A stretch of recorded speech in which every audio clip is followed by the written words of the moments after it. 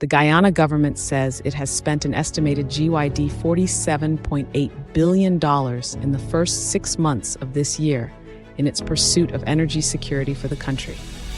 In a statement, the Irfan Ali government said that the country is experiencing growth at an unprecedented level due to the burgeoning oil sector, and that money had been set aside in the country's first $1 trillion national budget to achieving energy targets.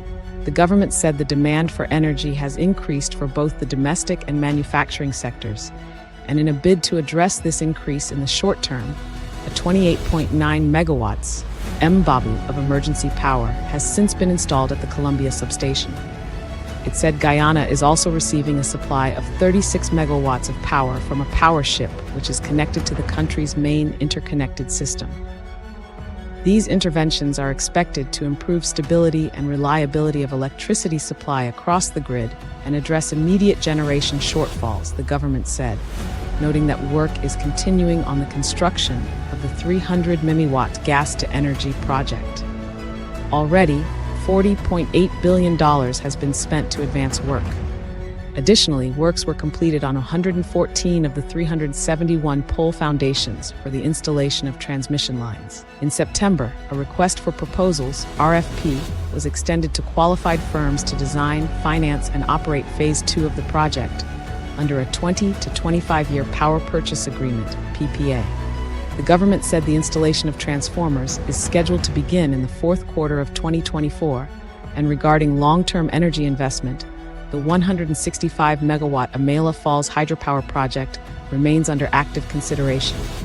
The authorities said that works have also advanced to improve solar power and mini hydropower generating capacity, and that in the first half of the year, a 0.65-megawatt solar farm in Mahdia was substantially completed and is expected to be commissioned in the second half of the year. Additionally, work for 3 solar farms will advance later this year. The government said that it has returned to a strategy of reducing emissions associated with electricity generation by utilizing the lesser-emitting natural gas and renewable energy, and that this is being done through a combination of investment in transformational energy infrastructure across the generation and transmission systems, fiscal incentives and government policies to support the use of renewable energy at the level of households and businesses, investments to improve energy efficiency. The government said that by 2030, it hopes 70% of Guyana's energy mix will be supplied through lesser-emitting and renewable energy sources. Suriname has become an official member of the World Bank Group's International Development Association, IDA, marking a significant milestone in the Dutch-speaking Caribbean community, CARICOM, country's development journey. We are delighted to welcome Suriname as the 175th member of the International Development Association, said Dirk Reinerman, IDA's mobilization director.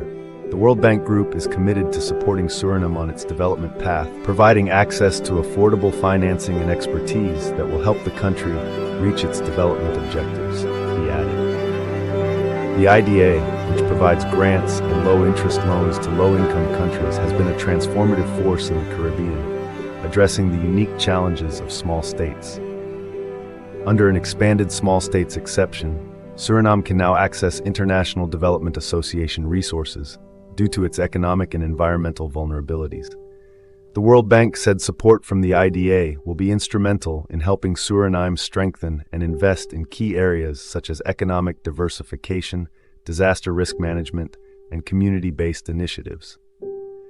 As a country facing economic volatility and increasing impacts of climate change, Suriname will benefit significantly from concessional financing, designed to help countries build resilience and foster inclusive growth, while promoting transparent and sustainable development financing, the bank said.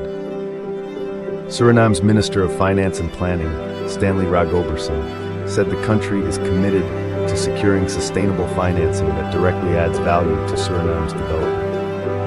With the support of the World Bank's International Development Association, we can ensure that our investments are strategic and impactful, said Ragoberson. Financing and technical assistance from the International Development Association will complement the economic and social reforms undertaken by the country under the International Monetary Fund program, and will contribute to building a more sustainable and prosperous future for all Surinamese.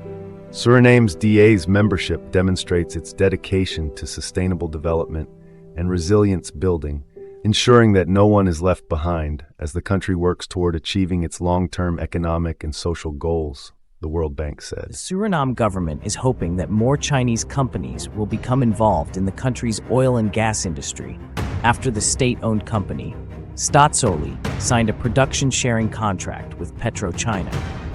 Soon after the agreement was signed, the French-based Total Energies announced that it will invest over $10.5 billion in Suriname's first offshore oil project in Block 58. PetroChina will operate Blocks 14 and 15, with Staatsolie taking a 30% share through its subsidiary Paradise Oil Co., POC. The two parties will also sign a joint operating agreement concerning the distribution of costs, risks, and revenues arising from the exploration, development, and production of oil and gas. Both blocks were offered under the Suriname Shallow Offshore 2 bid round 2023-2024. They are in the eastern part of the Suriname-Guyana basin and border Block 52, which contains oil and gas discoveries. Speaking at a ceremony welcoming 171 Chinese immigrants to Suriname, Foreign Affairs, International Business and International Cooperation (BB's Minister Albert Ramden said the government is open to more Chinese involvement in the oil and gas sector. He said President Chandrika Prasad Santokhi, who has repeatedly spoken about the ongoing relationship between China and the Dutch-speaking Caribbean community, CARICOM country, regularly consults with both entrepreneurs from China and the Chinese community here to determine how they can make an even greater contribution to the further development of the country. China's consul to Suriname, Liu Zhenhua, said that the contribution of the Chinese community in Suriname cannot be underestimated. Today, Chinese supermarkets can be found everywhere in Suriname, from every district to the far interior. From trade, restaurants, mining, and timber industry, to setting up large companies and holding government positions, said Zhenhua. We must continue to spread Chinese culture, strengthen the friendship between the two countries, participate in the economic and social development of Suriname, and make a positive contribution to the further development of Sino-Surinamese relations, said the Chinese diplomat.